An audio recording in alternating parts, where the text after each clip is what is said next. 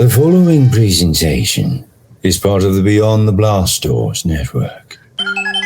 You're listening to Around the Galaxy. This is Scotty J-Rowe. On this episode of Around the Galaxy, I am pleased to be your guest host. Pete Fletzer, your usual man at the mic, was not available to lead the show this week, so he asked me to slip into the seat behind the microphone. So strap yourselves in, relax, and enjoy this journey around the galaxy.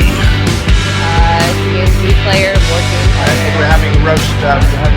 Why we're here. That's what's good. I'm in New Orleans, where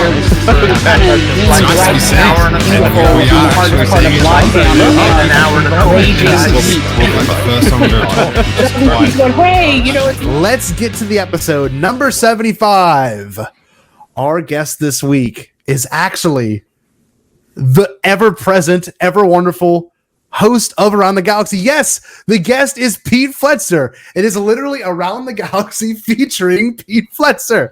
So, Pete, let me bring our little host in. How we doing, Pete? We doing okay? We are doing great, man. How are you? Thank you so much for doing my job this week. And I felt like I could use a week off, and I couldn't think of anybody better to do it than you. How you doing, man? Well, you know, I'm honored as always. I'm doing great. I'm really happy to be here.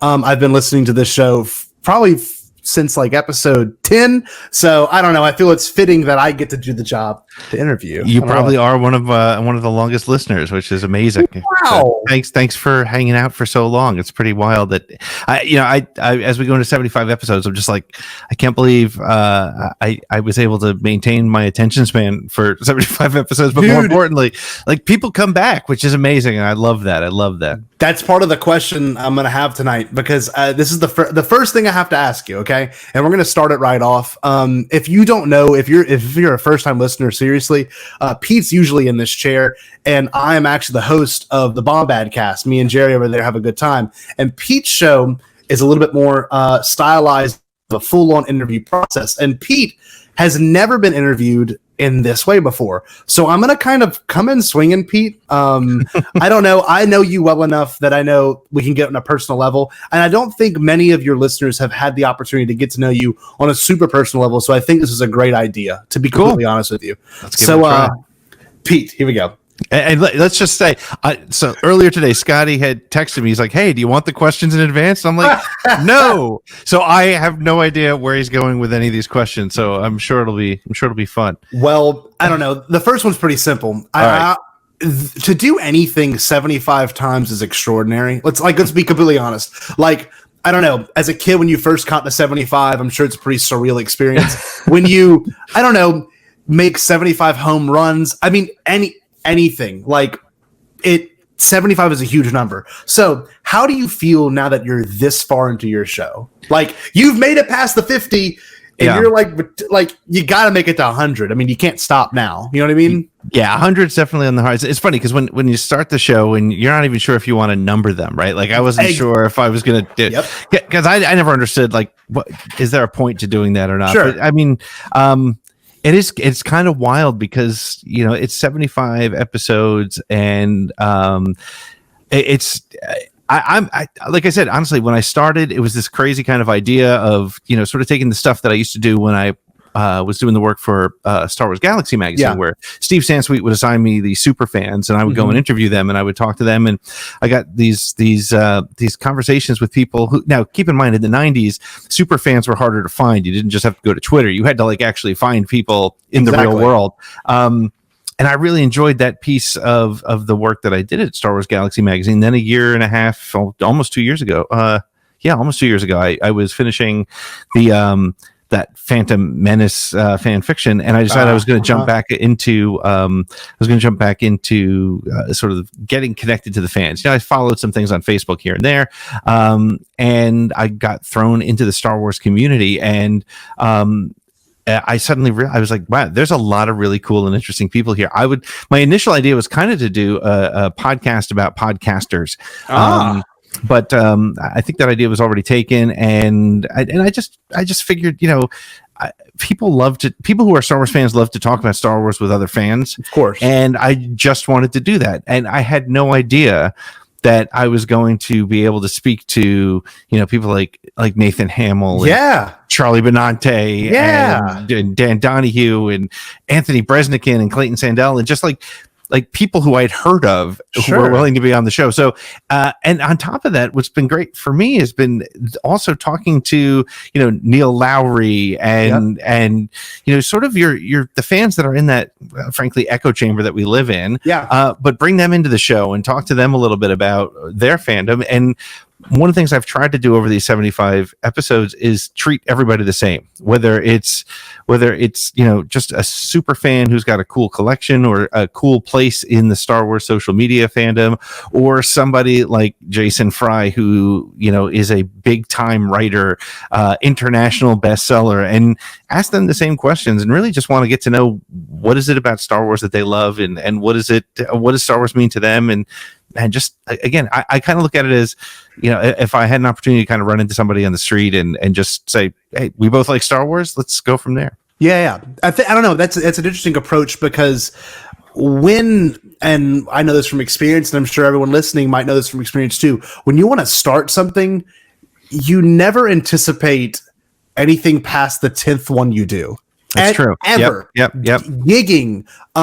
Even like whenever I administer a test to my students, I never think further than 10 weeks or 10 days away. You just don't, as a human being, you think consistency is a very important thing. Don't get me wrong. Yeah. But man, is it difficult to find it, and I'm very fortunate to say I've got a co-host to hold me reliable to it. But you are by yourself doing this. That's impressive. No, seriously. Thanks.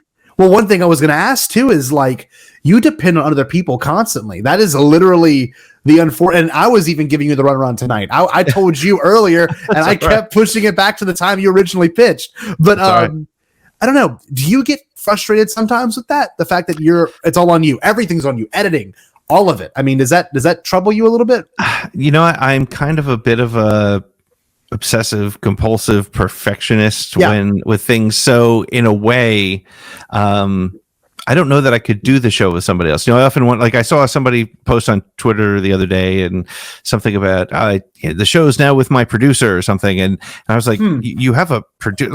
I honestly, I'm not sure if I would be able to comfortably turn the show over to somebody, or not because I think I'm better, but it's just you get a vision in your head of what you expect it to be. So definitely to go that route. But yeah, I mean, there are times when it's I'm not sure if I'm going to have a guest for the week, or if honestly, there's days where I'm like, the show, I have to drop the show tomorrow. I'll go and quickly edit it or whatever. And it's never a job or a chore, but there are times where I'm like, I wish I was a little bit better prepared. Yeah. But yeah, and I've been, it's funny. I've been very lucky because I think every one of my guests has been, has been really enjoyable and really gave me something in almost every single time that I wasn't expecting. And so at first it was a little daunting to rely on the guests, right? Yeah. You never know. From doing Bombad, you get a guest and you never know if you're going to have to work to pull something out of them, or if it's going to be just a fun conversation.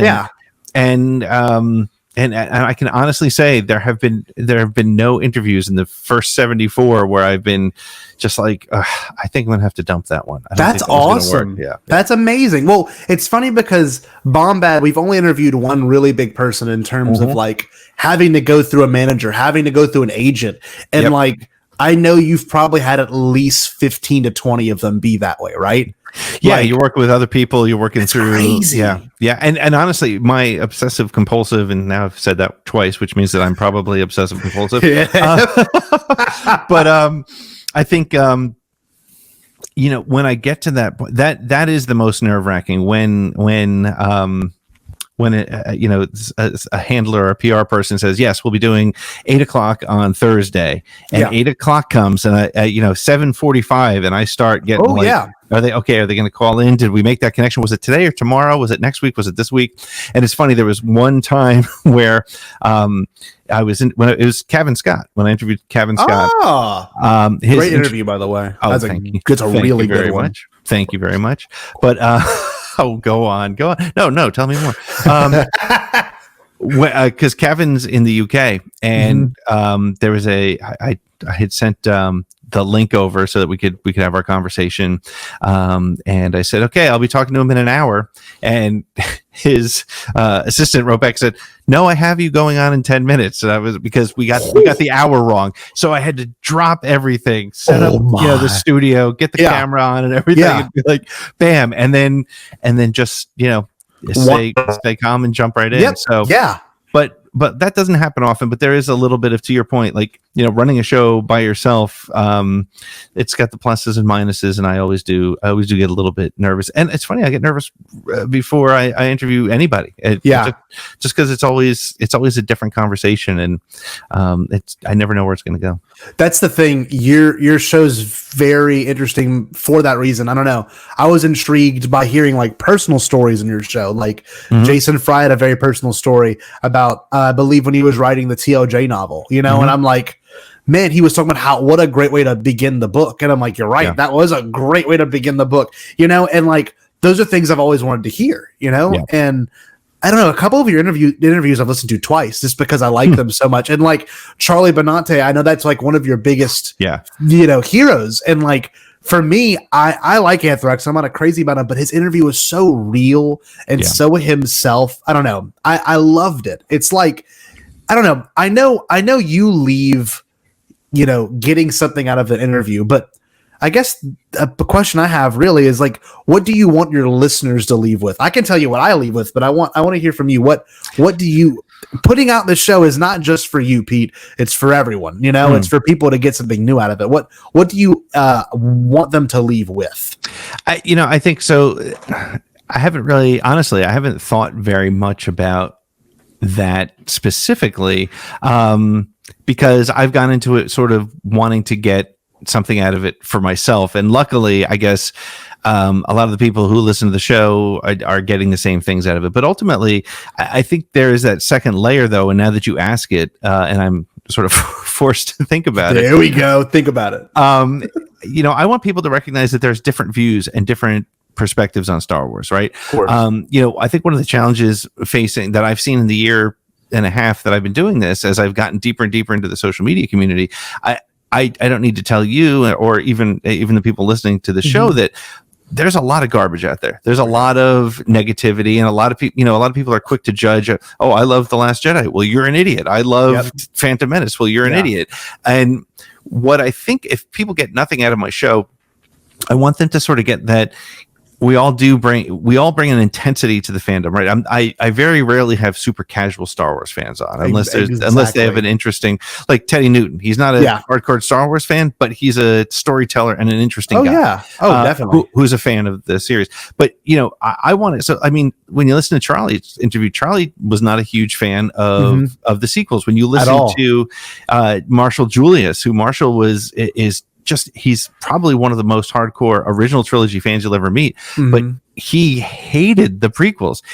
He hated them, and he was willing to say it. And what was great was, and what I tried, I want to give people the opportunity to say that, and I don't want them to feel like I'm going to give them a hard time about it, because even myself, like there's times where I need to be a little bit more and recently I've really been looking into it and thinking about, like, what is it about Star Wars that I like? What are the things that I don't like, and how am I handling it? And at the end of the day, I love the fact that it's this great sort of series and trilogies that and stories that we can share, and you don't have to love all of it. So I guess what I want people to come out of my show with is that we're all big fans of Star Wars, but we all come in and we all bring something different to it. And some of us are going to love absolutely every line of every movie, every frame of every show, every page of every book. And some of us aren't, but that doesn't make anybody more or less of a Star Wars fan. Definitely true. Because I mean,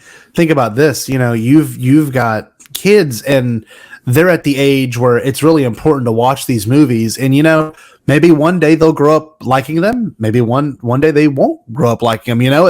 That's kind of a risk you got to take. And it's definitely something I think that most people can relate to, that at least some point they've watched it. And, you're right. They might not be the craziest of fans that know every small detail of every frame, but it's important to leave with something, And my next question actually was this, but you almost kind of answered it. Said, we know this is a time-consuming project. It always is. Any content creating is.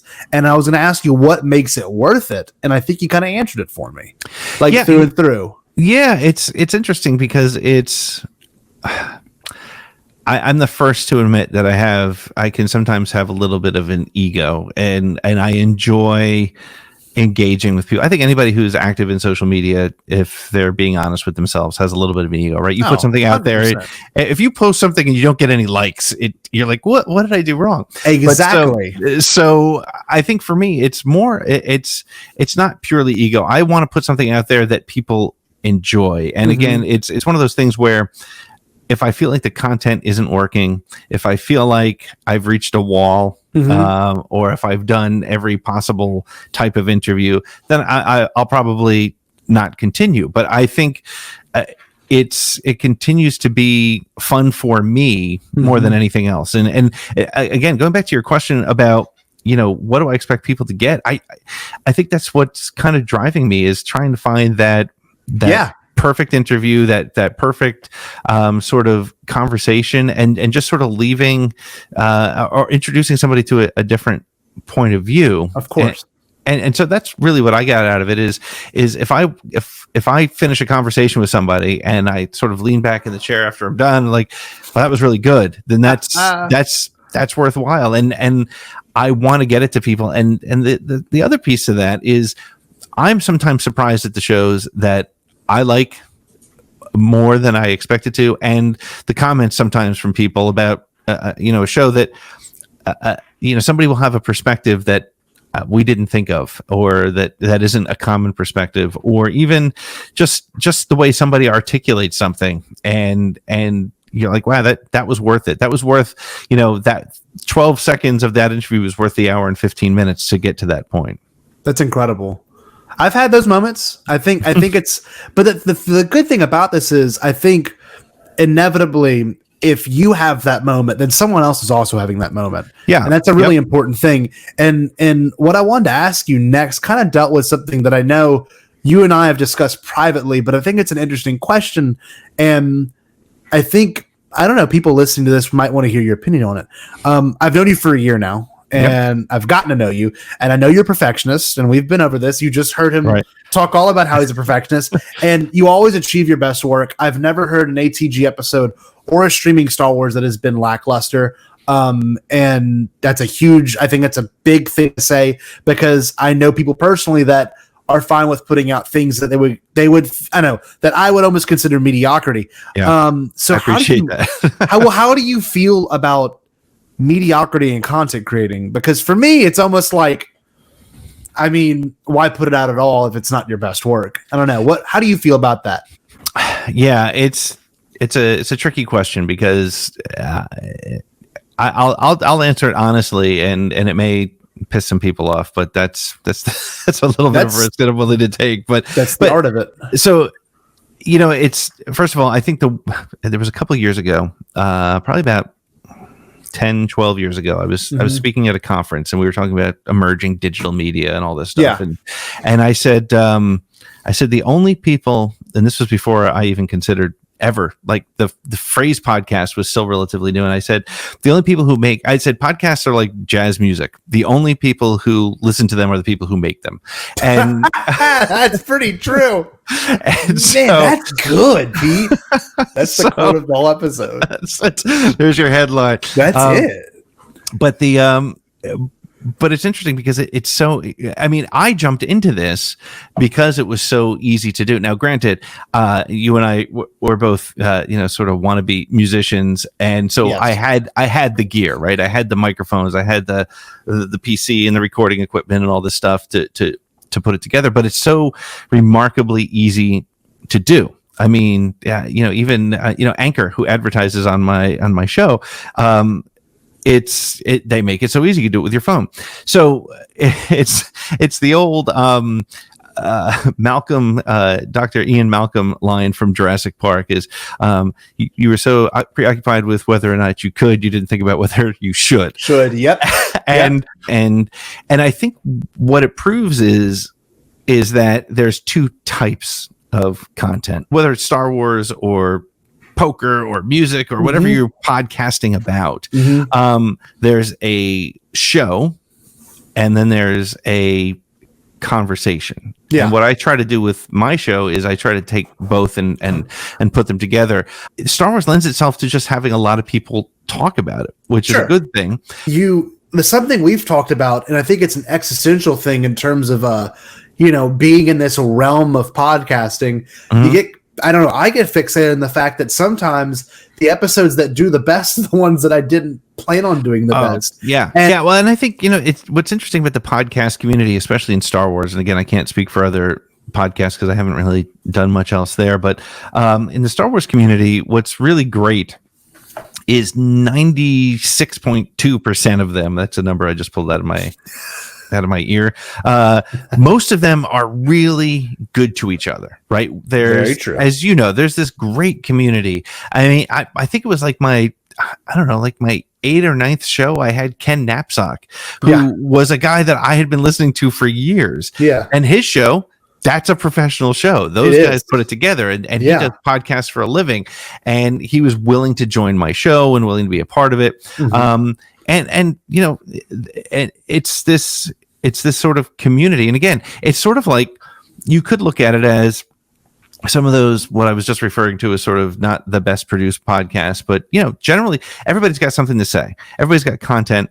And it's almost like punk rock versus highly produced pop music versus, we keep going back to this music analogy, but it's Steely Dan. Correct. Right. You have this big production value, and then you have, and you know what? Sometimes those sort of really rough around the edges, kind of, telephone level quality audio. There's something going on there, but then there's also, I mean, to be fair, there's some really well produced shows that I can't listen to. Because there's nothing happening there. And so again, it's all the tool. It's because anybody can do it, and it doesn't look. It's not just Anchor or your cell phone or whatever you want to do to build your show. Anybody can get out there and do it. It's just it's funny. I get friends all the time like, "Hey, I'm going to start a podcast about weightlifting." I'm like, "Cool." They're like, "What do I need to know?" I'm like, "I'm more than happy to talk to you about it." But it's a sort of, it's an expression, right? And I think at the end of the day, it becomes a sort of performance thing, and it's it's like anybody who likes to be in local theater or who wants to be in front of people and speak. It feels good, and if you have something to offer, it's worth doing. Again, it doesn't always have to sound great. It just makes it easier to listen to. I don't know, what goals did you set when you kind of developed the concept for Around the Galaxy? Is there, like, for you as an interviewer or for you as a fan, is there like a end interview in mind? Is there one that would just be the end all be all, or is it the ones that kind of like Charlie Benante? I know that never went. That was when you started this. I know you never thought, like same with me and Mac DeMarco. I never thought I would have that opportunity, and here you are with it. Is there anyone that you're, I don't know, kind of expecting one day to have on the ATG, podcast? I don't know. You know what? I don't think so. I think I kind of pursue. I tend to pursue people who I think are reasonable. Like, if Mark Hamill ever does reply to a tweet and says he wants to be on the show, every now and then I throw that out just for fun because I think it's hilarious. Because you never know, right? And I think that's the one thing that I found is you just got to ask people, right? I feel like I'm full of cliches today, but it's, you miss 100% of the shots on goal that you don't take, right? So, but it's funny because it's I'm literally. I don't think and I think my show would be a little bit different if it was getting all big name celebrities. I think what makes Around the Galaxy unique is that conversation that I have with I had Arzu Amin. She's a blogger. She's in the grand scheme of the internet, Not a big name, Sure. but it was a super fun interview. Yeah. It was a great conversation. So if there's if there's a super guest, I would love, Ryan McCallum. Johnson, Rick McCallum, Yeah. somebody like that. And I shoot for those, and Sure. and every now and then they come through.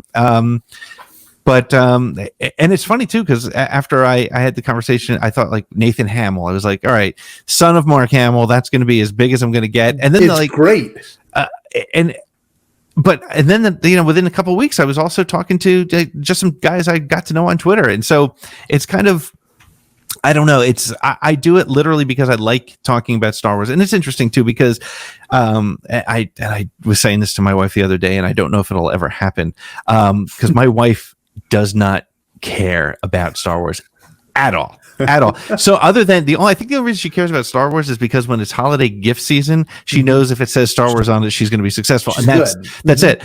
But I told her the other day, I was like, you know what? I'm going to have you on the show because you are not my listener. You are somebody who's like in a completely different, and I think That'd be great. Yeah. And so what I'm kind of coming around to in this conversation, thank you, Scotty, for helping me through this therapy, is I want to bring different viewpoints. My pilot interview, my episode 0, I love it too. which is still on there. It was with my daughter. Yep. And she was 9 or 10 at the time. And it was just fun to hear a child's perspective on Star Wars, and whether it's that or if it's somebody like Claudia Gray, who just has written some of the biggest and most famous and most beloved Star Wars fiction in the last couple of years. Different points of view, but at the end of the day, they're no different than you and I talking about Star Wars over text messages or on our shows or whatever. That's a blast. And so it just so happens that it's Mark Hamill's son, or it's a guy who writes Star Wars poetry on Instagram. Yes. So it's a little bit of everything. I think I don't know. That's a really important. I think that's my biggest takeaway from this is that everyone is entitled to opinion because it's theirs. Yeah. And, especially in terms of, I don't know, your interest of Star Wars is great. Your wife's not so much. Right. But you still care enough to listen to her opinion on it. Right. Right. And that's, I think that's my biggest takeaway with this one little conversation we've had so far is that regardless of your level of fandom, it's still very important to value the opinion of your wife or your son or your daughter or your aunt or your uncle, whoever's involved. I think it's a good thing to take away. And your show does do that really well. That's pretty good, Pete. You go, you. So I'll keep it going. Keep it going. You keep it to 100. I'll get to 100. Yeah, perfect. Good. We'll call it quit. No, I don't know. This next one's more for people to get to know you. I know a couple of the answers for this next one, but I know you have other hobbies. They don't know that. Do you pursue, and what are they? And do you pursue them like you do around the galaxy in terms of seriousness and in terms of quality? So great question, because my two other big hobbies are music. I play bass and drums, and I write a little bit, but nothing worth listening to. Come on, in my opinion, right? That's the thing about anybody who's a creative, and anybody who's listening who's a creative. They know you could write War and Peace, and you'd be like, oh, that was a piece of junk. Yep. And honestly, that's the way I feel about almost every episode. I finish, and I'm like, oh, I should have asked him this. I could have done that. I could have done this. Now I know why George Lucas went back and did the special editions, because you never, ever happy.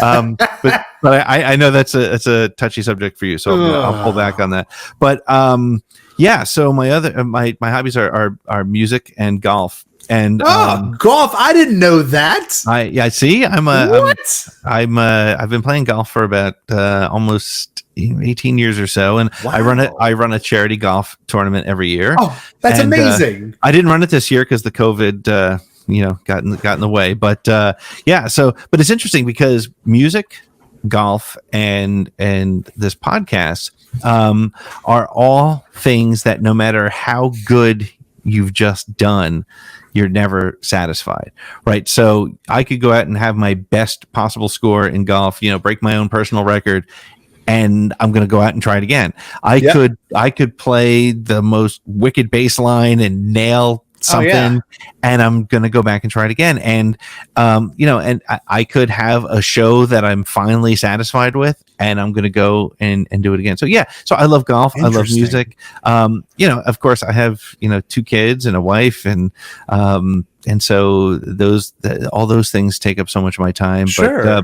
But to your question about putting the effort into it, it's funny. I tend to go very much in waves. So I'm either all in on music, or all in on golf, or all in on this podcast. This podcast has been, the focus of my free time for the last year and a half. And I've still picked up the bass and the drums, when I can, and golf, since my kids were born, has been kind of a, if I happen to have an open weekend, maybe I'll get to it. But of course, when I'm into things, I go all in. And so to your question earlier, I think that's part of why I don't mind doing it myself, because I'm going to throw myself into it. Of course. And I think, I don't know, that's a really big thing to commit yourself to this podcast or another hobby, Yeah. Like you said, you're kind of a perfectionist in the sense of like obsessively making sure it's good. And there's a great story of Eric Clapton, like playing the same lick for an entire weekend to make sure when he plays it on stage, it's like the best it will ever be. And golf is one of those things too that you can never really perfectly achieve unless you're like PGA. You know what I mean? Like I don't know, like with bowling, you can score 300. That's the most you can do, and you're good. Right. Like that's it. I did my first 300. Or even I don't know, some other sports you can make that applicable, but that one in particular, you're 100% correct. That's one of the ones you really can't perfect until you're like top dog at it. That's very and even then, there's still things to achieve. There's still places to go with it, and so and don't get me wrong, I'm an 18 handicap golfer. I'm not a great golfer, but I enjoy it quite a bit. And it is funny because it's one of those things that there's always going to be one. You're out on the course for 4.5 hours. There's always going to be one shot that you can come back to. And again, same thing here. I've had interviews where I finished up and I was like, I don't know what I got out of that. And there's that one question or that one piece that that made it all worthwhile. So it's interesting, the parallels that I hadn't thought of before. You were talking about your dad earlier, and I wanted to ask you this question. This is a weird one. This one came to me when I listened to your episode that was Dad, which was a great episode. Yeah, it was Father's Day last year. Yep. I love that episode in particular because of the approach to it, because it was so sincere. And like, I have a good relationship with my dad. Him and I talk Star Wars frequently. We actually just watched Mandalorian together. We were on a little vacation together, and we were up in our little beach condo, and it was raining. I'm like, want to watch the Mandalorian? He goes, yeah, I hadn't seen it yet. We watched it, great. And he loved it. But I wanted to ask you this question, okay? So I know you made a board game with your dad, correct? Was that? Okay. Yep. You were in charge of the Star Wars questions, right? I was, yep. Okay. Yep. So that's a pretty big connection to have with your dad. The fact that y'all spent time and made that work, and especially in the, what was it, early 80s that you made this board game? It was the late 80s, early 90s. Okay, early 90s. Okay, when that information was nowhere near as accessible as it is now. I literally, I think of the 200 and change questions, there's almost no resources other than going back and watching the movie, right? So it was all in the head for some reason. So if you don't mind, explain to anyone that is not familiar with this, maybe tell them what I am bringing up. What is the name of the board game? Because I don't want to mess it up. Yeah. So my dad and a couple of his friends decided to create something called the Amazing Science Fiction and Horror Trivia game.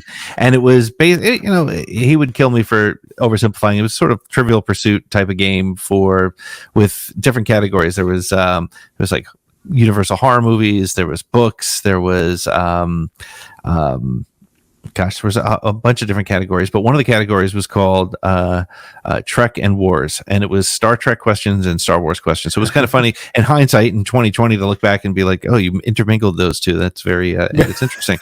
But I wrote all the Star Wars questions, and for better or worse, unfortunately their timing couldn't have been worse, right? Just to do a board game in the 90s, at the beginning of the internet and digital gaming and all that stuff. Yeah. So it was bad timing, but it was a fun game. It was a really cool and fun game. But what was kind of cool about it too was my dad and his friends were selling these games. Their marketing plan was there were two main pieces. One was going to different science fiction and horror conventions. Okay.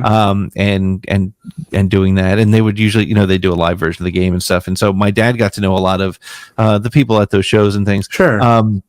But the other thing that they were doing was an old school mailed newsletter. And so I was tasked to, since I wrote the Star Wars questions, to write, a Star Wars column I think it was every other month.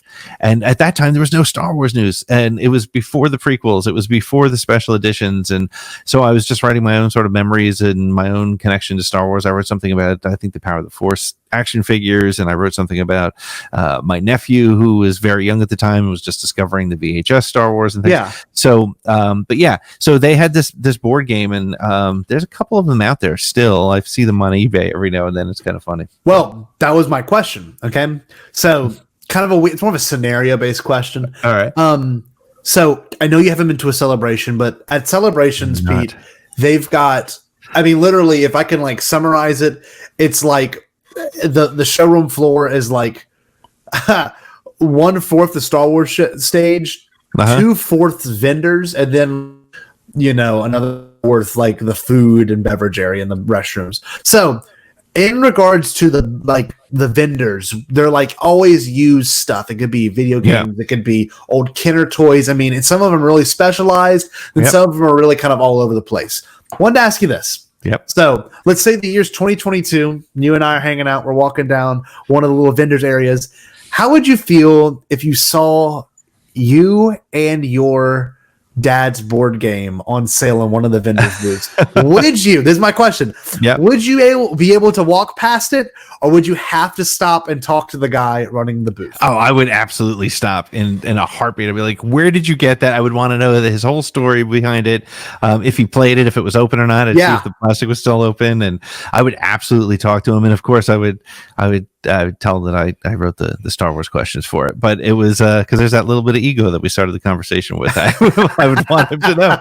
But it was I would absolutely talk to him about it without a doubt. That's awesome. I don't know. I think I don't know the possibility of it happening, but I'm telling you, the oddities they have at those conventions, I would not be surprised if it were to be discovered. I don't know. How many? Okay. I don't know if you can even tell me how many units they sold, but like, do you own a copy or no? Do you own a copy? I don't have a copy anymore. It got lost in one of my moves, but here's a funny thing about it. I know it's ridiculous. I have a handful of cards because I used to, I had my old portfolio when I was writing for Star Wars Galaxy magazine. I had a couple of cards in there. But so here's my funny story. I don't think I've ever told anybody this story. So here we go. So through these conventions, like my dad would go to the Star Trek conventions and the horror conventions, all these things. And one time, just outside of Philadelphia, there was one of the conventions. And so I had been doing some work with Steve Sansweet through Star Wars Galaxy magazine, but I hadn't met him in person. We talked on the phone a number of times and emailed back and forth. And finally, we were going to get together for lunch. And so we sat down, we're talking, and had just a great conversation. Steve Sansweet is probably the greatest human being in Star Wars there is. He's just such a great guy. I have stories about going to visit him and on the ranch and seeing Rancho Obi-Wan and stuff. But so we were having lunch, and we started talking about my dad's video game and board game, and we were also talking about the Star Wars Christmas special. Because now think about this, it was like 1993, 94, something, maybe, no, it's like 95, whatever. It was mid 90s. Yeah. So you couldn't find it on the internet. I mean, and if you could, it would have taken you 15 days to download I bet. So we were talking about it. He's like, Pete, it is awful. I said, yeah, but I have memories of it. I want to see it again. He's like, I'll make you a deal. You send me a copy of the Amazing Science Fiction and Horror Trivia game, and I will get you a copy of the Christmas special. No way. So I gave him a copy of the game and Steve being true to his word within a couple of weeks, because he was traveling all over the country. In a couple of weeks, I get a package, and in it is a VHS that says the Star Wars not so special, the Star Wars Christmas not so special, and oh my god! And it was like a copied off TV version, but that was the only thing that he had, and he sent me a copy of it. So that was great. So, but Steve was he was one of the greatest people in the world. But so that was so I don't have a copy of the game. Like I said, I have a handful of the questions, but so Steve definitely has one though. Maybe Steve does have one. So if you and I, okay, so this is gonna be the plan.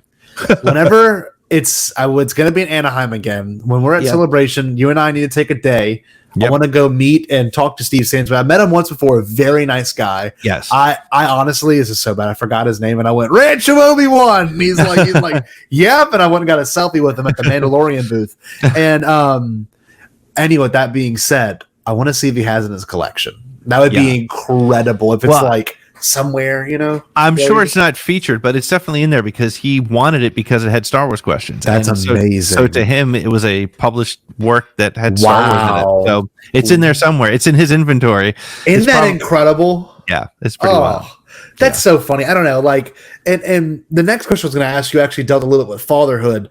And I don't know. I feel like Steve was a mentor to you at some point. Am I mistaken? Yeah. That's awesome. And without a doubt. Yeah. Weird, because mentors are almost like a faux father figure, even if it's a girl or whatever. They're something you can look up to. And I don't know. I wanted to ask you this because it came into my mind because that episode with your dad kind of it hit something in me. Star Wars is a lot about fatherhood. I mean, it's very obvious. Yeah. Yep. And I can tell you and your dad are very close based on that episode. Yep. And I don't know, how has it influenced raising your son? I know Star Wars is a big part of y'all's relationship, but do you explain things to him, or do you let him figure out on his own in terms of Star Wars? Yeah, so it's funny because when I think I've told this story before, but I love it so much I'll tell it all the time, and I'll tell it to complete strangers. I think so when I a couple of years ago I coached his t-ball team. Yes. And one of the things that I took for granted, and it became abundantly clear to me, is we're not born with an understanding of how baseball works, right? I think as teenagers and adults and anybody who how baseball works, you run to first base, you run to second base, you go to third base, and but when you're teaching 5-year-olds, they don't know where to go. They hit a ball, they all run after the ball, they go to where. So what the lesson from that was that we take a lot of things for granted. So for Star Wars, I was in my head, I was like, when I have kids, we're going to watch it in this order, and we're going to do this, and I'm going to make sure that they get to the surprise from the secrets and blah blah blah. And what I found so interesting, and this is brilliant on I don't care what any of the Disney haters say, Disney has done an amazing job of giving different people different doorways to enter Star Wars. And I'll tell you a little story here about why the two very different entry points and two things that you and I take for granted. You and I took it for granted because we've been Star Wars fans our whole life. Sure. You grew up in the prequel era. I grew up in the original trilogy era. But we've always taken for granted certain truths. Like you probably knew that Vader was Luke's father before you saw the movie, right? Yeah. I remember sitting in the theater and hearing that, and me and my dad talking about it for months, for years. Is he really his father? Why didn't he tell him? So that secret was out of the bag, and but there's two secrets that both my kids got to experience that I didn't experience and never saw. So I'll start with my daughter. When we were preparing for The Rise of Skywalker, we watched all 8 movies over several months. And what I didn't know was that my daughter did not know that Darth Sidious was also Sheev Palpatine. She had no idea. She had no idea. That's a big reveal. You and I knew it because we knew it was the same actor. Of course. But she didn't make the connection between Sidious and Palpatine. And so when he reveals himself to Anakin, she looked at me and she was like, I knew there was something not right about that guy. So that was pretty cool. So That's amazing. that's an amazing secret. My son he liked Resistance. I thought he liked it more than he did. I think we all liked it. I think yeah, well, kind of like, yeah, it was cool. But what he really went all in on was Clone Wars, and he fell totally for the clones. Like, he is a huge fan of Rex and Cody and Fives. He just loves all of them, and he could watch 4 hours of Clone Wars television. What he didn't know was that the clones turned, and he didn't know about Order 66. He probably, he's one of I went against everything that I told myself I wouldn't do, and I just sort of let my kids watch Star Wars, whatever was on, they watched it, whatever. So and at 7 years old, he couldn't tell you, the first one, the second one, the third one, whatever. No. But he also never made the connection between the clones. Wow. And so when we watched the Siege of Mandalore arc in season 7 of Clone Wars, I was sitting next to him, and when Order 66 came, he was shocked. Man, he was stunned because he was like, heavy. Like, his favorite guys became bad guys instantly. Yeah. And it was surprising. And I didn't think about it because I assumed he knew. Sure. And I didn't prepare him for it, which I'm glad I didn't. Man. And so it was kind of an interesting thing. But I'm not sure how this relates to your question, other than, my kids are exposed to Star Wars, and I love sort of like the way my parents approached, whether it was music or sports or whatever with me, is I'm not going to force them to do it. No. And I make all the toys are here. If you look around my studio, which you can't see behind the curtain here, but they're all over the place, and he'll go through a Star Wars mode, and he'll go through that.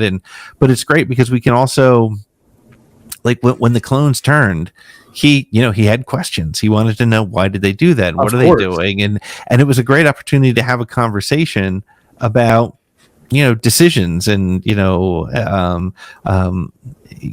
of the ugliness of war. To him, it's cool action. There's a bunch of people shooting robots, but suddenly it's people shooting people. And it was an interesting moment for him. So that's very surreal, Pete. I don't know. That's pretty interesting because, I don't know, like, I couldn't imagine. I mean, I don't know. I guess I'm at this age where I can understand pretty much everything that happens in my life. But, like, in terms of taking in on media and not really seeing where it's going, especially when you're that young, and I mean, this is the moment everyone's been waiting for in this whole show, is this moment, and you get to have a completely different experience than everyone else. That's profound. Yeah, that's one of those and moments. I don't know. And it's definitely one of those things where when people say, even Charlie Benante, which surprised me, it was so great. He doesn't love the sequels. Yeah, but he said, if I watched it through my daughter's eyes, this heavy metal thrash dude who I've been a fan of for years, it says the same thing as me. You watch it through your kid's eyes, and you have a different perspective. The sequels of the 3 trilogies, to me, it's the third. I love the movies. I think they're a lot of fun. But my daughter, that's her favorites. She loves it. She loves everything about Rey. Like, she's a huge Rey fan. She's a handful. It's really funny too. She also is growing up in a very different world than you or I. Oh yeah. The pops that she has, and it's so, I almost feel funny saying it because it almost feels planned. Or planted. But the pops that she has on her shelf are Rose Tico, Paige, Jonna, Finn, Poe, and Rey. Those are her characters. Now, if you're, Jeremy from Geeks and Gamers, you're throwing up in your mouth. But those are her characters. That's the next step, man. And she never stops to be like, well, I like the African American guy. No, that's the character she likes. She loves Finn, and it works. And people need to remember that Star Wars or any movie done right, it doesn't matter who's there. Is the story good? Do you love the characters? Yes, absolutely. It doesn't matter who they're. And so that's the other thing watching Star Wars with my kids is they're not looking at it.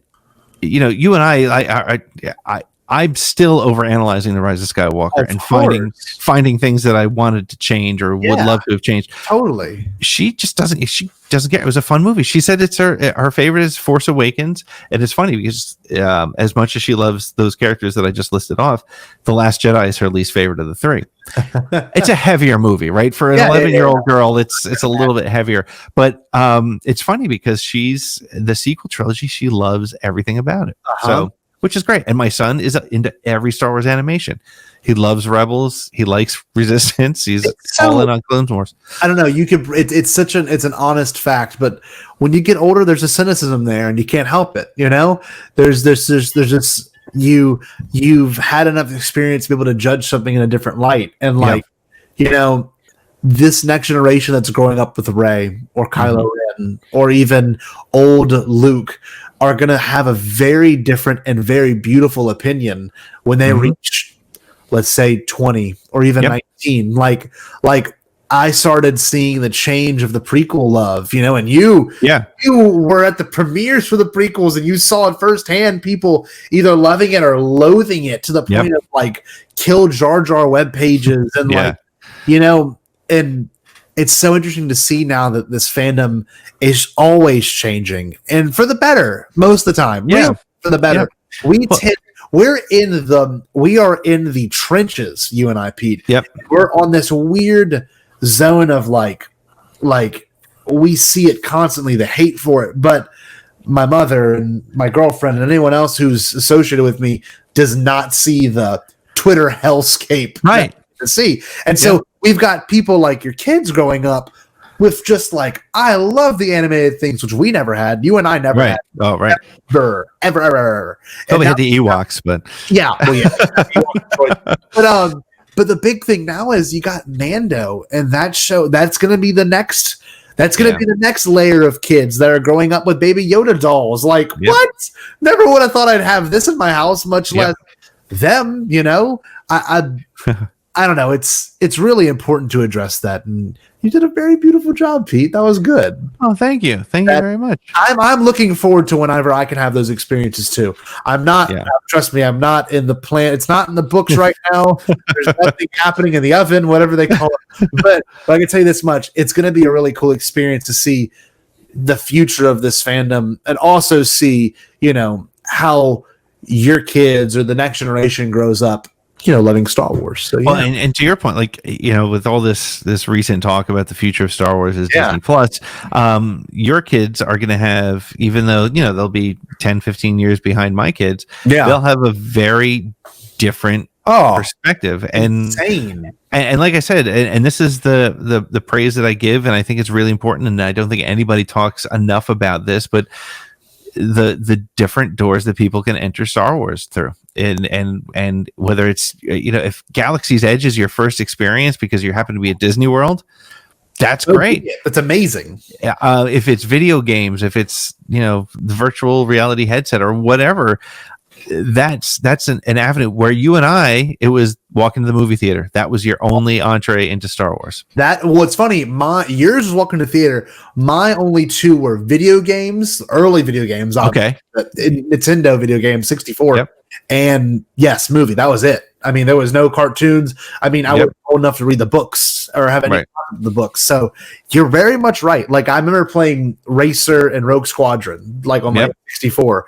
And that was what kind of kept me interested for a while, you know? So these next couple of questions are actually Twitter submitted. Okay. Oh, cool. Yeah. Some are pretty good. I'm sorry, I will apologize for the top. I did not get the chance to write everyone's names in that submitted these. So if you are listening and you're a fan on the Galaxy, just know that it is your question, and I am sorry that I did not have a chance to write down your name. So this first one says, how does your love of Star Wars inform other areas of your life? Your day job, music, family. I know the family one's already been answered, but like, I don't know, like how does Star Wars bleed into your other hobbies or even what you do at work? I think what it is it becomes when you're as into the fan community as we are, and before the fan community existed in social, when you were, it becomes the guy who you are, right? It becomes part of, and by guy I mean me, but the person you are. It becomes something that you identify with.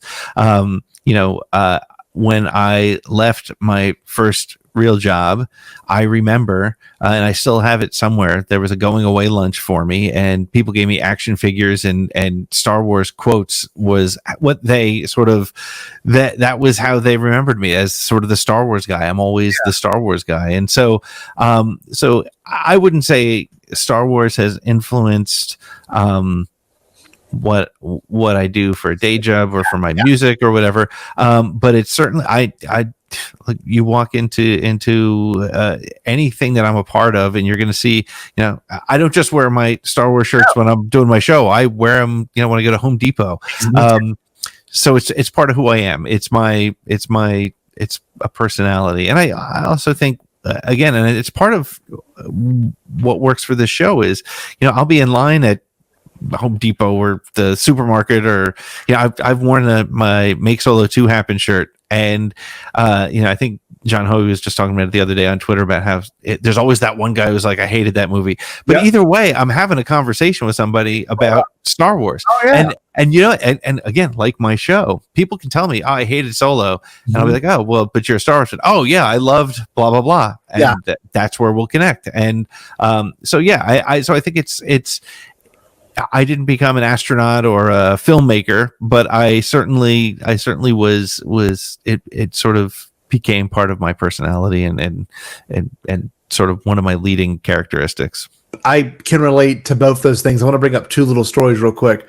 I had a very similar experience. I was wearing my Bombad Cast shirt, and a little kid, literally, I was at Costco. This is before everything happened. This is like in December, before all this stuff broke out. But he looked at me, he goes, Jar Jar. And I'm like, that is Jar. That's me. That's me next to Jar Jar. He's like, no way. And he must have been like, Pete, he must have been like 6 or 7, like very young. And I was like, yeah. And I had my card on me. I'm like, look, and like, if it's okay, go on YouTube and watch me react to, the Star Wars video. And I never heard from him since, but it's still like something, like at such a young age, mindlessly, you as a child, you're like, oh, that's something I like, Yeah. It could be Pokemon, it could be anything. You'll, even as an adult, you'll go, oh, nice shirt. I've done it before millions of times where I'm like, oh, sick shirt, man. Yeah. That's awesome. It could even be like you have the one Pete's wearing right now. It says it's the Stormtrooper with the headphones on. That's why I got my cans on. And, but if you look at it, you see a Stormtrooper, and regardless of what it says, the font or whatever, they're going to see a Stormtrooper, and it instantly something in their brain just clicks, and it's a beautiful thing. And I forgot what my second story was. I don't remember, but I don't know. I think Star Wars is one of those unifying things, even if you're like a super casual fan. Yeah. I remember what it was. I was going to say Star Wars is literally, and I'm not even kidding when I say this, it's 1/4 of my life. Like, I'm not kidding. Like, it really, like, it sounds so bad. And I think it's because it means so much to me. Like, I do this with you. You know how it is. But like, if you have a party, like you said, you had your, I guess, going away party for that previous job you had. And it was really Star Wars filled, and you didn't plan on that, No. It shows that it's a huge part of your life, and that's how someone identifies you, and it's really important because, I don't know, sometimes I'm very proud to say that, like, Star Wars news will make my day. Like, truly make my day. Like, it makes my week better. Right. Or if it's not, it just depends, because it gives me something to talk about. I don't know. Very true. Anyway, Pete, this is a really good one. I think it's a really hard one, though, because it's, as a Star Wars fan, it's hard to make it finite. But what is your favorite Star Wars memory? My favorite. That's a hard one. That's really tough. I think the first one that I always think about is going to Skywalker Ranch. Ooh, you've never told me this story. You said I've never told you that story. You promised me at some point. God, it must have been months ago. You're like, yeah, I'll tell you about it one day. And here we are, Pete. Here we are. Yeah. So like I said, Steve has been just the greatest person. Very cool. And I told him, I'll tell the full story, and I can always edit it afterwards. No, but it's so I was when I was doing freelance work for Star Wars Galaxy, I was also working for I was doing communications for a pharmaceutical company, and I had a I guess it was a conference or a meeting out in San Francisco. And so I told Steve, I said, hey, I'm going to be out there. Would love to get together with you for lunch. And he's like, yeah, why don't you come up to the ranch? I was like, okay, initially, what'd you think? I thought we would meet in San Francisco, because I was staying at a conference center or something. And I figured, yeah, he'd come down. We'd, go to a local restaurant. We'd have lunch. And his response was just so casual. Like, yeah, why don't you come up to the ranch? I was like, the ranch. All right. Yeah, I can do that. So I go and I rent. It was so silly because it's up in San Rafael, so it's not like a bus ride up. You have to rent a car to get there. So I had called ahead, when I knew I was going to be there, and I rented a car, and I walk into it was the Hertz or Budget or whatever it was, the rental place, and I walked in. They said, I'm sorry, but we don't have your car ready. And I'm panicking, right? I'm like, I need to get up to the Skywalker Ranch, man. I need, so like, all right. The only car we have is a convertible Mustang. Are you okay with that? And I was like, yeah, I'm kind of okay with that. I'm like a real baller pulling up there. So, cause I was like going to rent like a Kia Metro, or I don't even know what the hell it was. I was budget oriented. Buick Skyline. So I'm driving up to Skywalker Ranch in a convertible Mustang, this red convertible. It was perfect. And so I drive up there, and the ranch is hard to find. Like, they give you the address, and this was the days before Waze. And so I think I drove by the entrance 2 or 3 times. And I pull in, and it's you've seen pictures of it. It's this beautiful landscape, and so I pull in, I park, and Steve comes out to meet me, and he's like, hey, before we go to lunch, can I give you a tour? I was like, can you give me a tour? Yeah, you can give me a tour. Yes, that would be fun. So the funny thing is, I think Skywalker Ranch is absolutely very different now than it was back in the mid 90s, because there wasn't. I had imagined there to be a lot of Star Wars stuff around, and there was, but it wasn't. There wasn't a lot of. There was only one area that had props in the tour that he took me, and it was in the foyer. I don't know if you've seen the interview with George Lucas. Most of the interviews with George Lucas from the 90s in the library were in that little library. So this was right off of that library. Yeah. That's pretty cool, though, that you were near that area. So it was right off that library. But there's this little hallway into the lobby. Okay.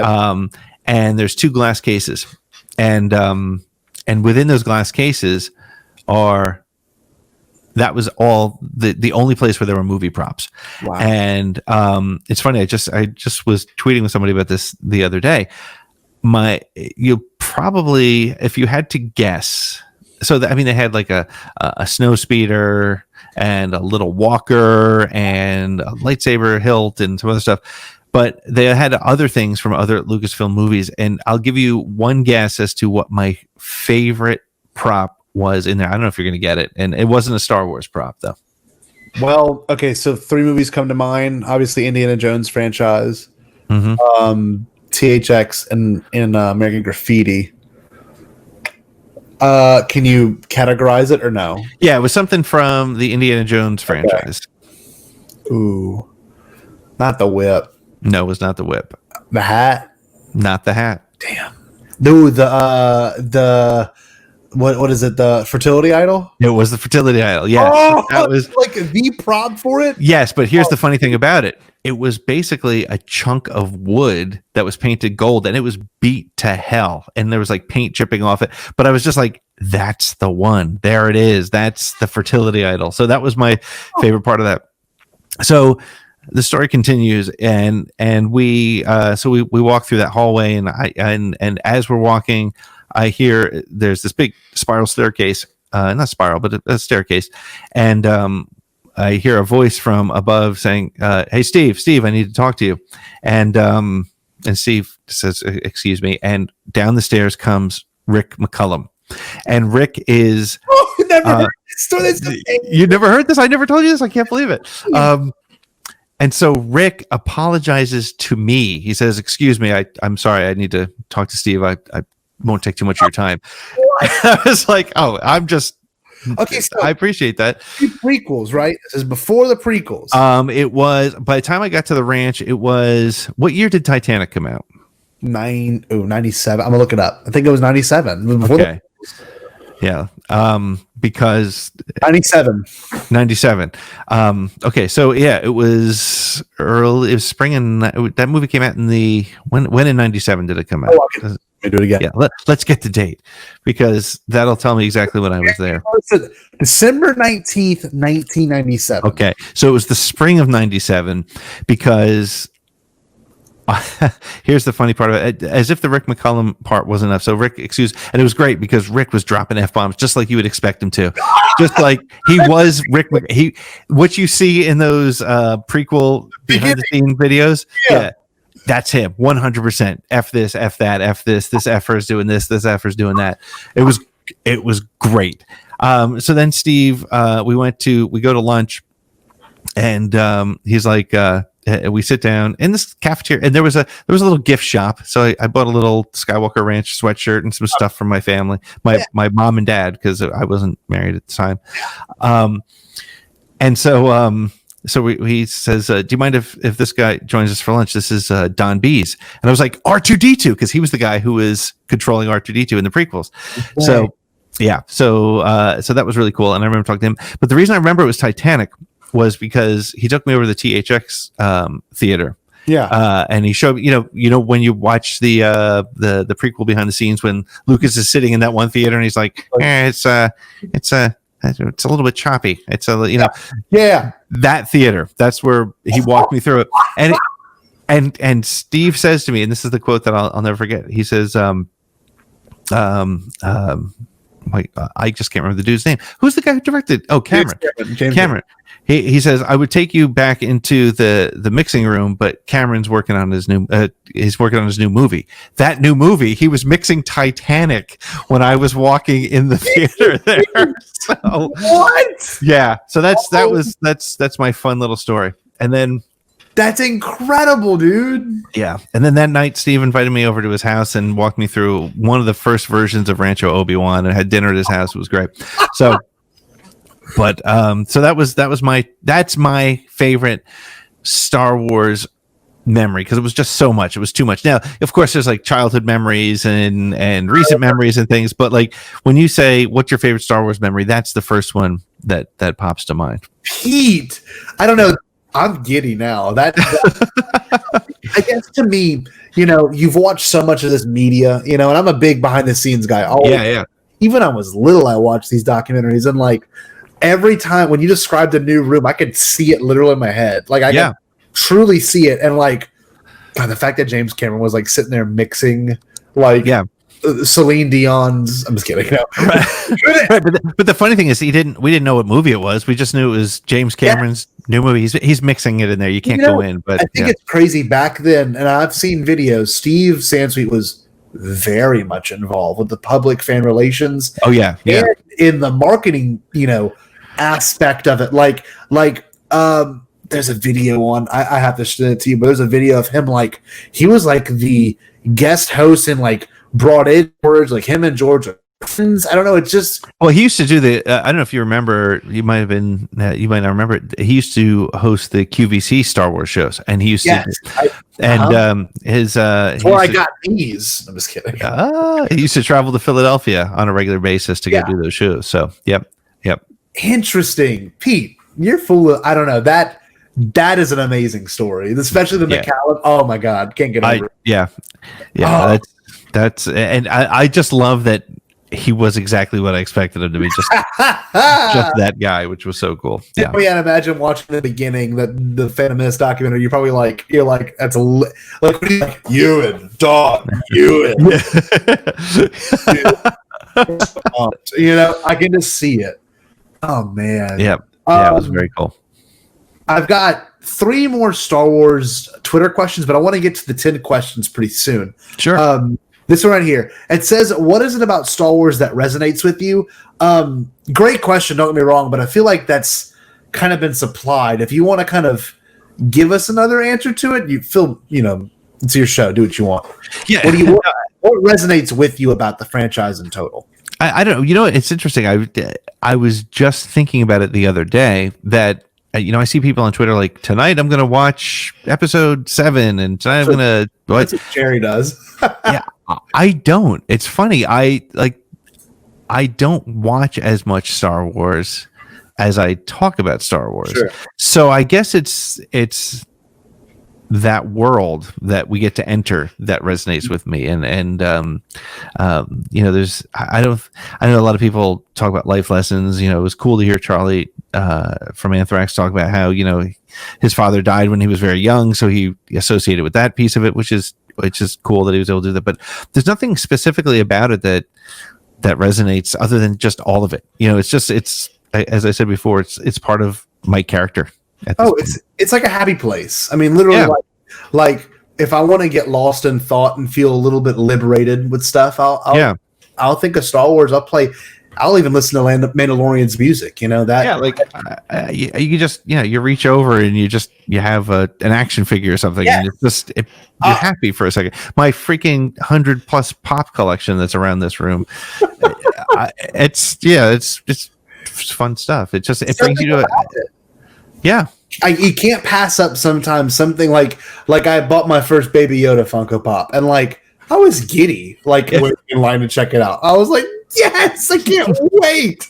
I can't wait to take this home and open it. It's so weird. It's a place you want to connect to, which is why Galaxy's Edge is so amazing. Oh, I can't wait to go. I'm dying to, and literally on my desk, there it is. VHS Phantom all things. But there's something about having my childhood VHS that's just it's euphoric. And I can still remember putting this into the VHS player and feeling ultimate excitement. And you think about it and you remember the sound it made going in there. You remember the sound of it rewinding, the tracking lines come up, the whole thing. You remember all of it. Yep.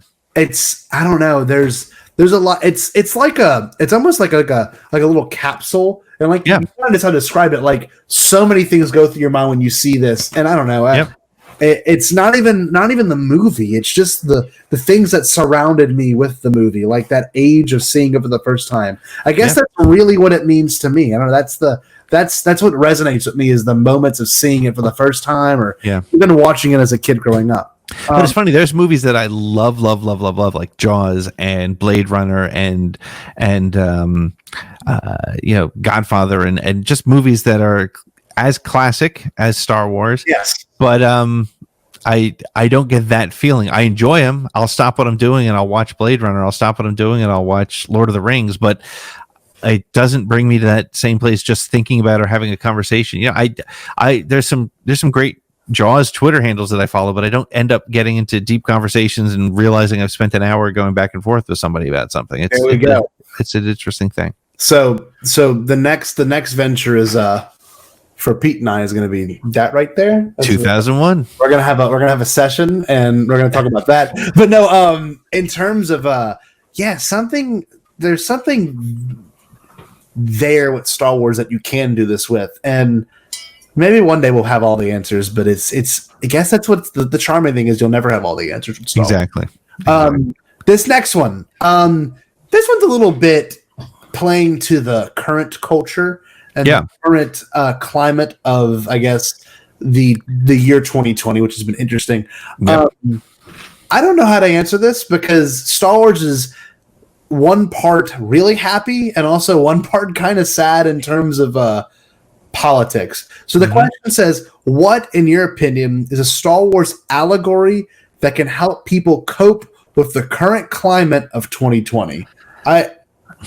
I'm almost afraid to say in its own weird respect, it's like this fall of the empire, or I'm sorry, not empire, fall of the republic in a way of there's a civil unrest going on. There's two sides to the same coin.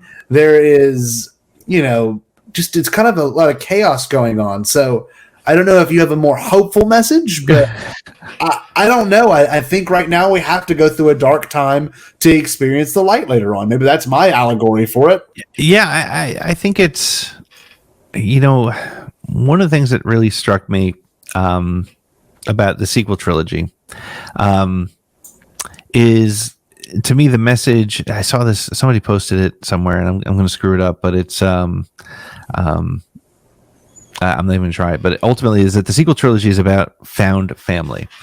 And I think specifically as we deal with 2020 and we deal with some of the really horrible issues going on, and then I apply that not necessarily as the allegory in Star Wars, but the connectivity of the community, and whether it's the Star Wars community or whether it's a you know, whatever you enjoy talking about online, but this sort of found family and that need for that, especially now, right? I mean, I've talked to people who haven't seen their parents in 6 months because they're not allowed to because of quarantine, and so the relationships that you make, and I think maybe the lesson to come from that is, and I'll get a little cheesy here, I'm very fortunate in that the relationships that I've made with a very select small group of fans has been really important to me over the last 4 to 6 months. Everybody in the network, you, Jerry, Josh, David, Andy, and Shannon, we've sort of become a haven in a port in the storm sometimes when there's some really weird stuff going on.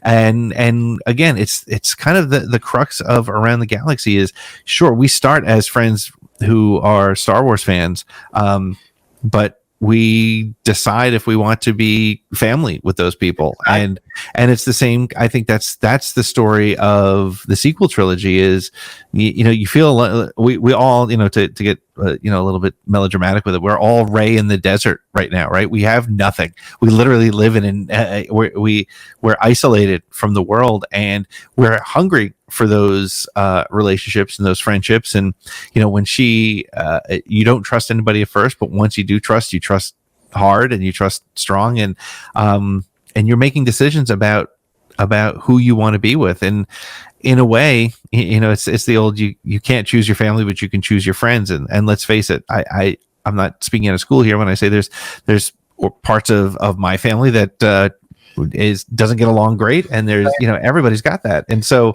but they're family, and you're kind of stuck with them. Whereas you make some decisions with who you want to spend time with, whether it's in social media or in the real world or whatever. But I would say that's the lesson you can take from Star Wars in this world right now is you can pick who you can talk to. You don't have to listen to the garbage, and you don't have to listen, whether it's politics or Star Wars or any place that you want to have where there's disagreement and discord. You don't have to be a part of that. And I admittedly, you've seen me get involved in conversations. David Jesse from Tatooine Sons even called me out on it in a funny way on his show.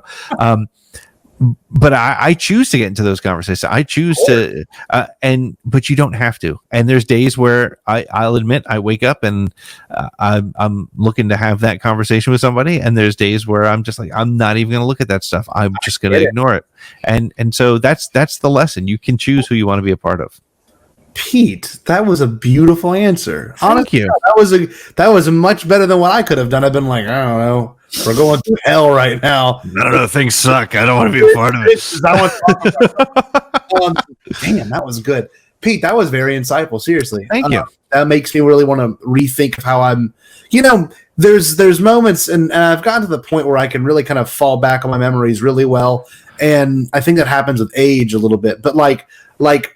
I want to look back at this memory, at this quarantine, COVID, civil unrest with hopefully with a kind of weird bit of admiration one day, thinking I went through it. I'm thankful I went through it. I've been, you know, going close with my girlfriend. I mean, this is something couples have never gone through, you know, full time every day together. So I think I'm thankful for those small things, but man, I will say the network is one of those things that will be a ever bright like light when we decided to pursue it, you know, 6 weeks into the quarantine when we were like, we've had enough, or 4 weeks really. And I was like, we had enough. Like, I can't, like, this is the only thing we've kind of have for us, you know, and to be able to be happy about it. I don't know. That was a beautiful answer. Thank you, Pete. Pete. Now we get on to the segment I've been waiting to do with Pete Fletzer, and I've been waiting for his answers because Pete's been doing these same 10 questions. I think by episode 100, switch it up. Do something different. I think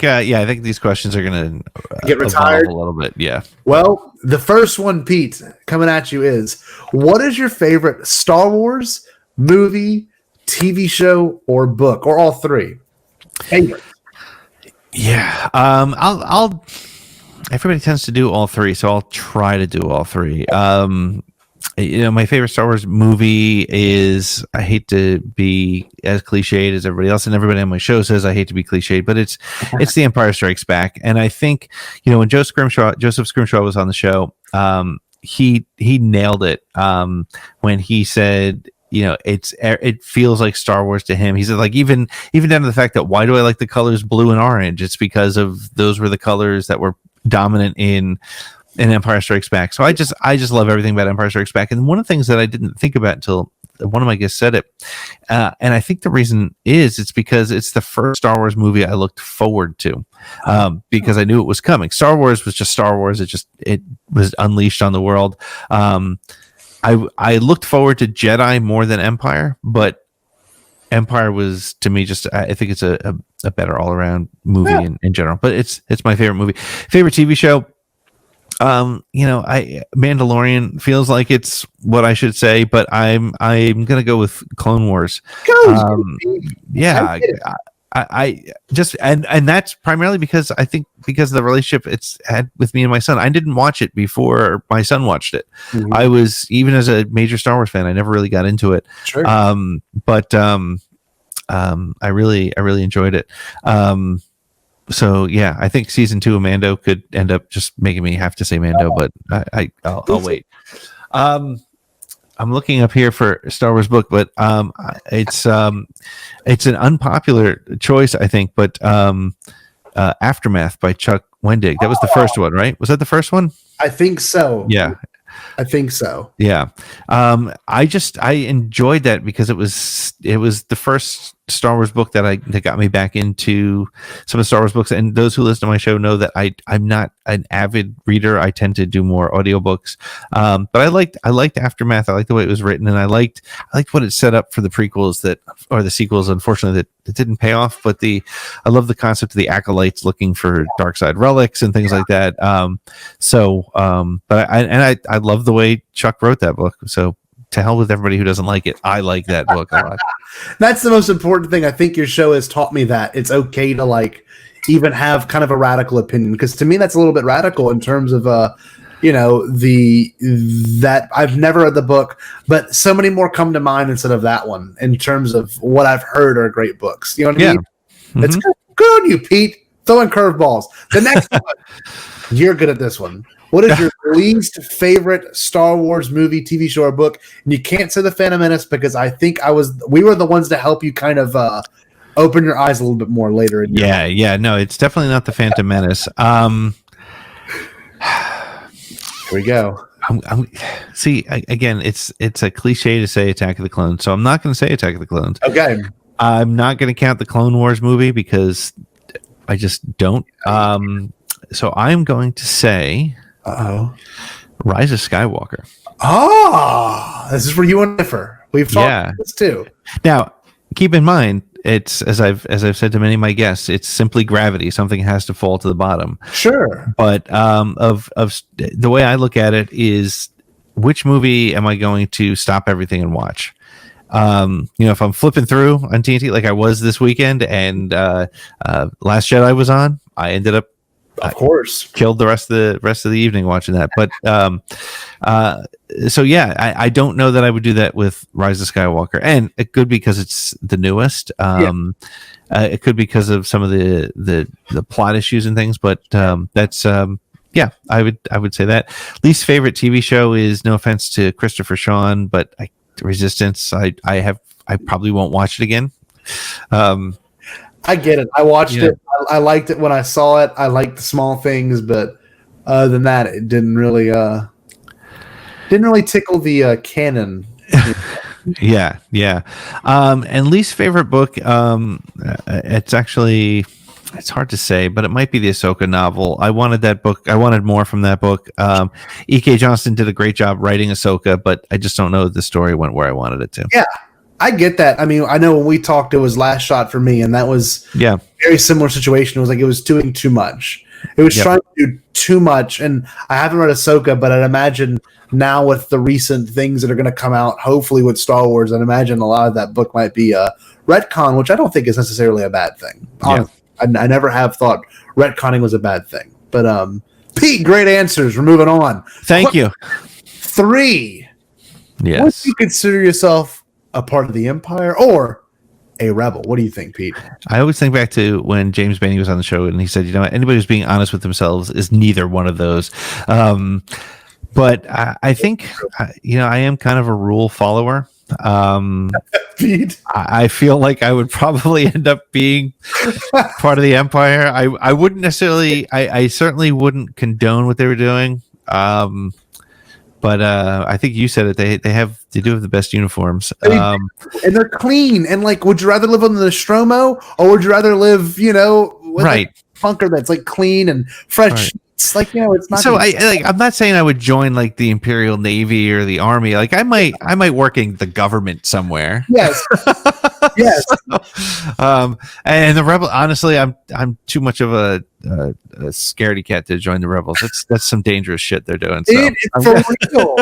Everything's like life or death. Like it's never simple. It's never like you could be the person that handles the like newspapers of the Empire. Yeah, I'll be in. I can do that. Exactly. I'll do laundry for the Empire. That's fine. Exactly. Press all their uniforms. Great answer. I'm same. I'm Imperial only because it seems more convenient. The next one. What is your favorite Star Wars sound effect, and will you perform it live? Real quick. I'm going to start adding that when I ask my guests. So, and it's funny. As before you said that, I thought of what it was, and I was like, "Oh no, now I have to do it." My favorite Star Wars sound effect. This is a weird one. And it's only I find like as I'm thinking about these questions, I've had 74 other answers to all of these, and I don't think anybody has said this one. And it's the Tauntaun sound effect. I love the sound that the Tauntaun makes. Okay, now it's the time. I know John Hoey on TRB. He makes the noise all the time on his show. So let's hear Fletzer's Tauntaun. I don't know if I can do it. I'm gonna have to. I might have to do the hands or the thing. I was sort of. Don't wake up your kids.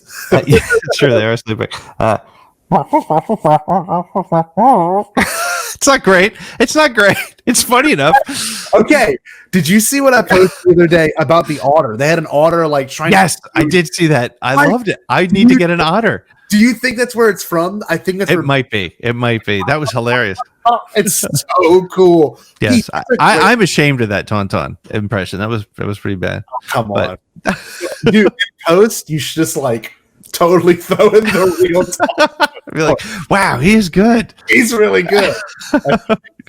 Yeah, the Tauntaun is a weird one because the Tauntaun is like you look at it and you're like, that is just so Star Wars. It's got like horns, a lizard. It's everything. It's a lizard that has fur and lives in the snow. It lives in a snow planet but can't survive at night. Apparently, right? It can't live through the nights. What is the point? Oh man. Good. It's got 4 nostrils, which yes. Wow. That was good. Oh my god. Pete Fletzer here with one. Pete, this next one. Okay. This next one will get you in trouble because apparently C-3PO is a monster. He is. Get the shirt. Monster. So your favorite droid, R2D2, C-3PO, or BB-8?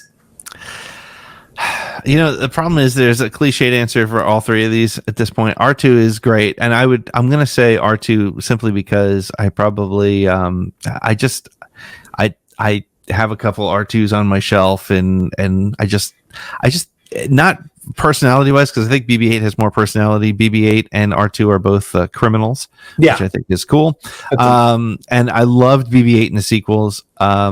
But I kind of resent him for taking R2's place. So I'll say R2. Yeah, I get that. R2 is one of those ones that like you can kind of fall back on constantly. I don't know. R2's got that about him. Great answer, Pete. And I do agree. That's the one thing I don't like about the sequels. Yeah. Really, the one gripe I have is like 3PO finally had his moment, but R2 he had like 3. He actually only had 3 moments in the whole sequel trilogy. Wait, which was it? He had the one at the end of the Force Awakens. He wakes up, Luke with Leia. In Last Jedi. And then Tross, he had pretty much him and Poe falling. Like, and he's like, come on, R2. Like, it's like nothing. It's kind of sad. R2 sat there and watched Leia die. But exactly. Yeah. And then you get prequel R2 who has a ton of stuff. Even in the Revenge of the Sith, he's got like a huge arc in Revenge of the Sith. I don't know. It's interesting.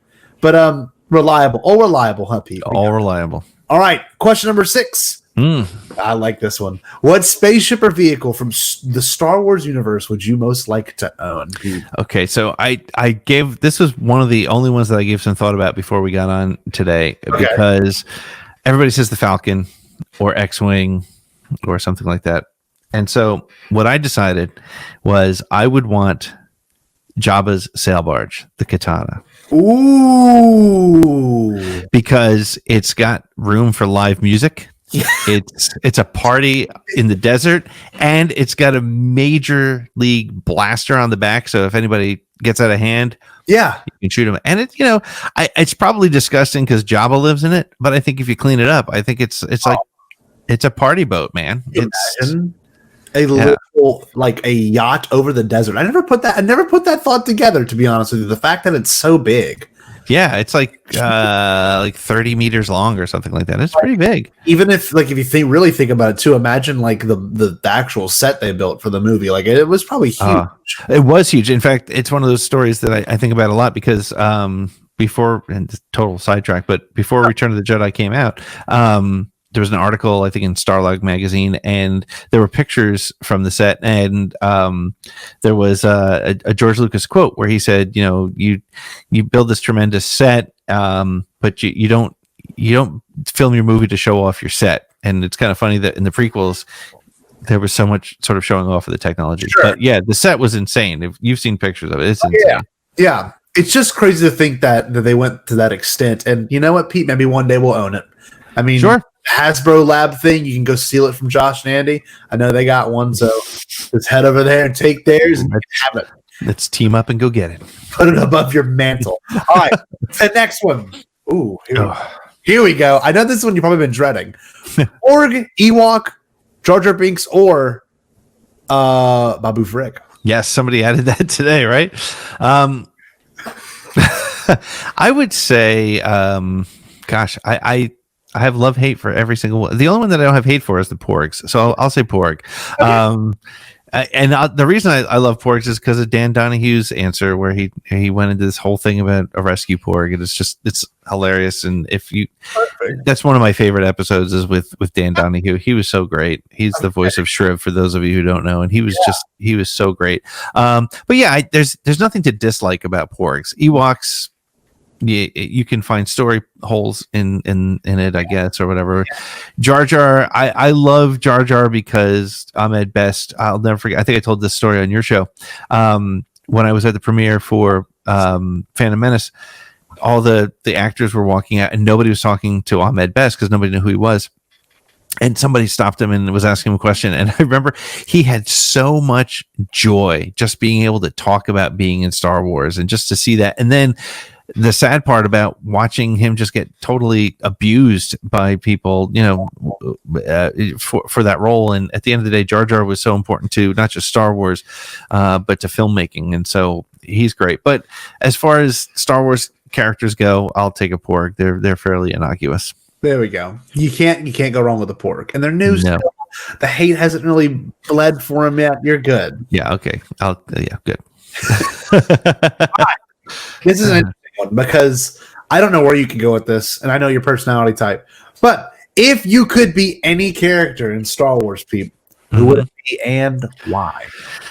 So This has evolved as a question as I've given it more recently, and I don't know if it's because people listen to the show before they come on, or if I'm just the types of guests I'm having. But people are asking, do I have to inherit all the things that go with being that character? So, like for example, if you say I want to be Princess Leia, but her husband and her son die, that's a horrible thing. And you said Lando, which I thought was great. Of course. So I'm not going to say Lando. I'm going to say Wedge Antilles. Kind of taking the back seat. You're not really. Yeah, I'm not I don't need all the glory. No. I do like surviving every major battle. That's fairly important. But Wedge saw it all, right? And I know that in the books he had a little bit of hard times and things like that, but yeah, he's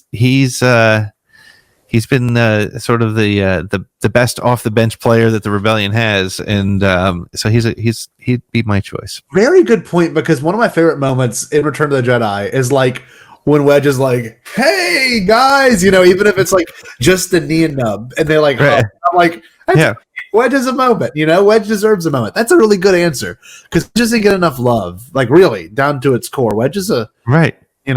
As long as you don't want to be Sebulba, we're good. So next one, favorite trilogy, originals, prequels, or sequels. I can guess it, but want to hear your answer. Yeah, it's originals. Just because that's what I grew up with, and it's funny. I think you and I talked a little bit about this. It seems to be whichever trilogy was the one that got you started. Exactly. I'd put prequels second, and then sequels third. Yeah, but originals for me. Man, it's going to be really interesting to see the people you interview for episode 275. Yeah, or 3. it's gonna change. I mean, really, and you never know. In the next 100 episodes, it could get to the point where people are like sequels all the way. I mean, really. Yep. Really cool. And your very last one, Pete. Question 10. What is your favorite Star Wars quote? My favorite Star Wars quote is, interestingly, from the sequels. And I love this question because it's people use some very philosophical Yoda quotes or Obi-Wan quotes or some fun quotes. But my quote is from Han Solo in The Force Awakens, and it's I never asked that until after I've done it. Wow, that's a good one, because I think I paraphrased it a little bit. I don't think I nailed it exactly. That's his mantra, though. Like, yeah, to it, and honestly, it's pretty much. Let's be real. There have been times in my career as a teacher where I'm like, I don't know anything to like really, like you just don't. That's a really good answer. Yeah, it's applicable to just about everything, I think, and you don't want to be reckless, of course. But it's really funny. I was talking to somebody who she's a career advisor, a career coach, and she's a really, really smart, brilliant person. And she talked about how a lot of people won't even apply for a job because they don't think they're qualified. Mm-hmm. When in reality, some people are just like, hey, I can do 50% of that job, so I'm going to go for it. It's the same kind of thing with a podcast. Like, can you do a podcast? I don't know. Let's see what happens. Exactly. Right. Can you get Charlie Benante on the show? I don't know. Let me email him. Let me see what he says. Exactly. So it's I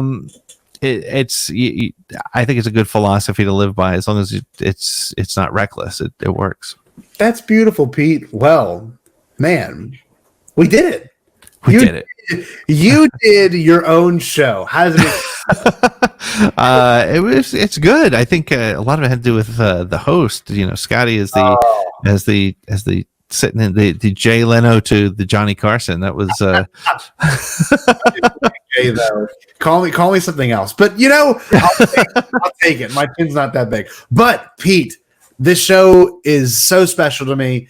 I feel honored that you even asked me to do it. And I don't know. I think you and I have really good chemistry. And if you know what, BTBD is always willing to expand. If you want to show it Scott and Pete Fletzer too, you just let us know. we'll work the logistics out. We'll make it work. Absolutely.